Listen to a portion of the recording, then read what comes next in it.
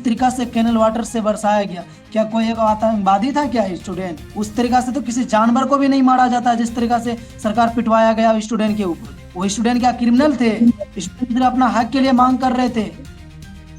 देखिए, कोई भी नियंत्रण करने के लिए करेगा ही। हक मांग रहे थे, अच्छी बात है भाई, लेकिन हक मांगने के जगह से आप अब धीरे धीरे उसको आक्रोश में बदल के फिर नेपाल वाला कांड करवा दें, ये उचित नहीं है। बिहार चुनाव अपने पीक पर है और एक पुराना पर बहुत गर्म मुद्दा फिर से सामने आ गया है। बिहारी वर्सेस बहारी, राजनीतिक नौटंकी या समय की मांग। एक तरफ आवाज उठती है कि बिहार को अक्सर दूसरे राज्यों के नेता चलाते रहे, यहाँ का सीएम भी कई बार दिल्ली के सिग्नल का इंतजार करता दिखा, और यही वजह है कि बिहार आज भी बेरोजगारी, माइग्रेशन और पैसों की कमी से जूझ रहा है। दूसरी तरफ लोग कहते हैं कि राजनीति में सब एक भारत है, कौन बिहारी कौन बहारी, काम हो विकास हो, वही असली पहचान है। आखिर बिहार की तकदीर का फैसला बिहारी करेगा या बहारी?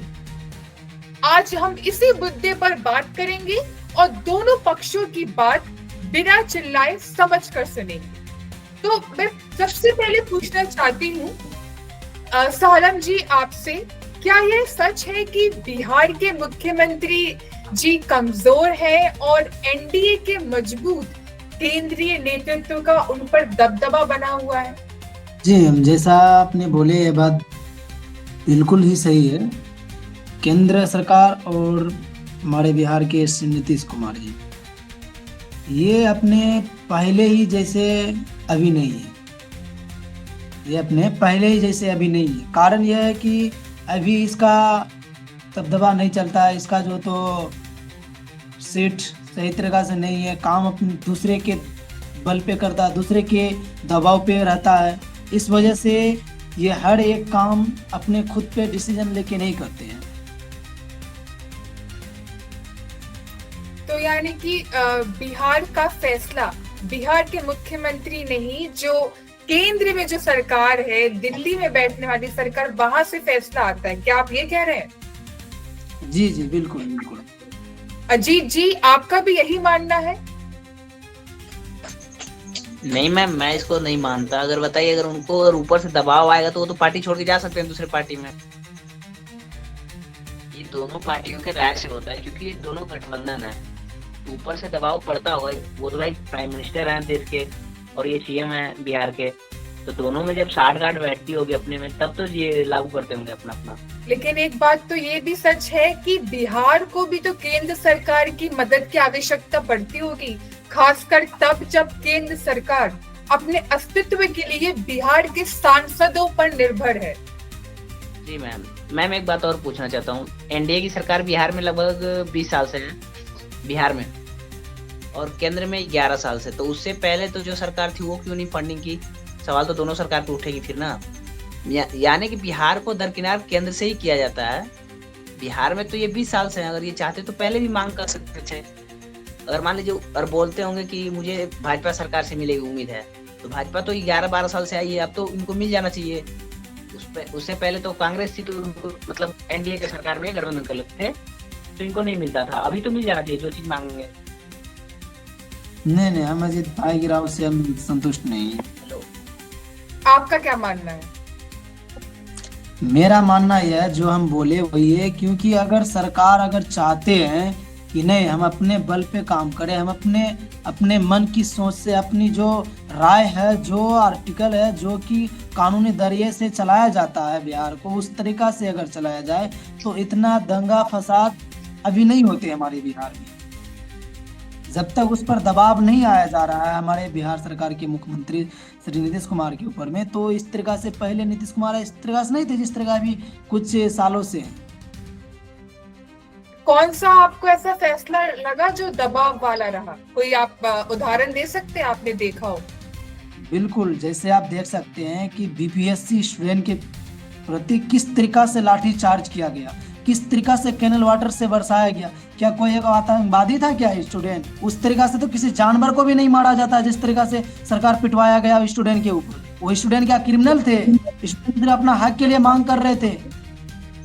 देखिए, कोई भी नियंत्रण करने के लिए करेगा ही। हक मांग रहे थे, अच्छी बात है भाई, लेकिन हक मांगने के जगह से आप अब धीरे धीरे उसको आक्रोश में बदल के फिर नेपाल वाला कांड करवा दें, ये उचित नहीं है। हम भी छात्रों ये के लिए आवाज नेपाल उठाने को नाकाम तैयार अभी हैं, हाल फिलहाल नहीं हुआ। लेकिन सुनिए अजीत भाई, हेलो सुनिए, आपकी बातों से हेलो, हम आप समर्थक सुनिए नहीं पहले। है। नहीं, आपके जो मानसिक चल रही है ना दिमाग में, इस चीज का मैं विरोध कर जी रहा जी। हूँ।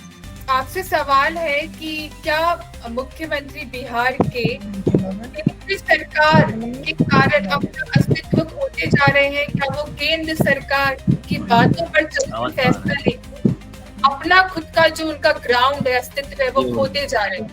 बिहार के मुख्यमंत्री। धन्यवाद करना चाहूंगा आपका, जो निस्वार्थ और निष्पक्ष रूप से आप ये प्लेटफॉर्म बनाया और जिससे हम युवाओं को बोलने का थोड़ा मौका मिल पा रहा है, इसके लिए मैं आपका आभार प्रकट करना चाहूंगा। आप नीतीश कुमार जी के बारे में बोले, ये तो सिर्फ और सिर्फ केंद्र सरकार पर आश्रित है, और केंद्र सरकार जो है सबको एक समान और एक हाथ में पकड़ के चल रहे हैं। वो मतलब बोलने का अधिकार तक नहीं दिया जा रहा है आजकल। इतना घटिया राजनीति अभी चल रहा है, जो समझे पहले के युग में 90 के दशक में जो चल रहा था अंग्रेजों द्वारा, जाति धर्म पर लड़ाया जा रहा था, वो अभी हो रहा है। सद्दाम जी, बिल्कुल।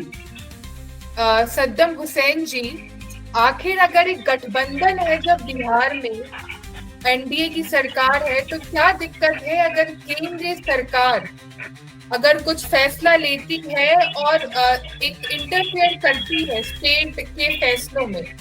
क्या गलत है इसमें? दिक्कत तो नहीं है, बट यहाँ बिहार के लोग बिहार को चला कहाँ रहे हैं? यहाँ तो गुजरात के लोग चला रहे हैं ना। दिक्कत तो यह है कि गुजरात के लोग चला रहे हैं। बिहार के मुख्यमंत्री तो सिर्फ मुखौटा है। अभी शंकर जी ने बताया है कि बिहार के जो मुख्यमंत्री है वो तो कठपुतली है उनकी, कोई दूसरे कोई चला रहा है, गुजरात का लोग चला रहे हैं। गुजरात का एक फैक्ट्री लगाने के लिए कई करोड़ रुपए लगा देता है। अब बिहार का पूरे सालाना का बजट है 1 करोड़, मतलब करोड़ रुपए लगाता है। पर पैसा तो चाहिए आखिर बिहार को। अगर रोजगार करवाना है, विकास चाहिए, तो उसके लिए पैसा लगेगा बिहार में। तो विकास लगेगा तो उस टाइप की नहीं ना मिल रहा है। आप मतलब स्मार्ट सिटी बना रहे हैं गुजरात को, बिहार को खाली बोल रहे हैं कि बिहार को हम स्मार्ट सिटी बना देंगे। कहाँ एक भी बिहार में स्मार्ट सिटी बताइए? दरभंगा में आते हैं तो मोदी जी बोलते हैं कि स्मार्ट सिटी बना देंगे, कहाँ बना? सद्दाम हुसैन जी, सद्दाम जी, आपने गुजरात की तुलना की थी बिहार से, तो बिहारी वर्सेस गुजराती बहुत होता है, लेकिन कहीं ना कहीं लोग ये भी कहते हैं कि गुजरात का विकास हुआ है तो वहाँ के नेताओं और वहाँ के लोगों के कारण, और बिहार का विकास इसलिए ही नहीं हो पा रहा है, इसी कारण के कारण। तो आपका इस पे क्या कहना है? जी मैम, जैसे बिहार में लोग कंपनी लगाने के लिए आएंगे तो यहाँ जमीन सरकार मुहैया नहीं कराएगी, तो सरकार का कमी है ना। आज 5 रुपए में अडवाणी को आज जमीन दे रहे हैं, तो क्या और अडवाणी के जैसा आदमी नहीं है क्या? एक रुपया आपको गलत जानकारी दिया गया। सिर्फ 1 रुपया, मैं दावे के साथ कह सकता हूँ ये बात। 1 रुपया में हम भी देखे हैं, पढ़े हैं। लोकतंत्र का ये भाषा नहीं है। अब पूंजीपतियों के लिए, पूंजीपतियों द्वारा जो सरकार लाया जाता है उसी सरकार चलता है। इसी के साथ इस संवाद पर पूर्ण विराम लगाते हैं। बिहारी या पहाड़ी, अर्जुन तो वही कहलाएगा जिसकी तीर असली निशाने पर लगे, और निशाना है जनता की तरक्की, युवाओं के लिए रोजगार, गांव में सड़क, महिलाओं को सम्मान और बच्चों के सपनों को पंख। बहस का सार यही है।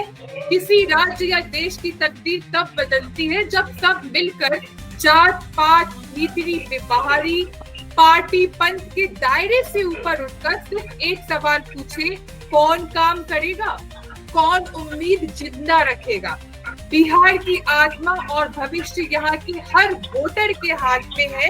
क्या हम खुद को बिहारी या पहाड़ी तक सीमित रखेंगे या मिलकर विकास की नई कहानी लिखेंगे? आप सभी का धन्यवाद जुड़ने के लिए। आपके राज्य के हर जिले, हर गांव की आवाज प्रधान ऐप। अभी प्रधान ऐप पर अपनी आवाज उठाएं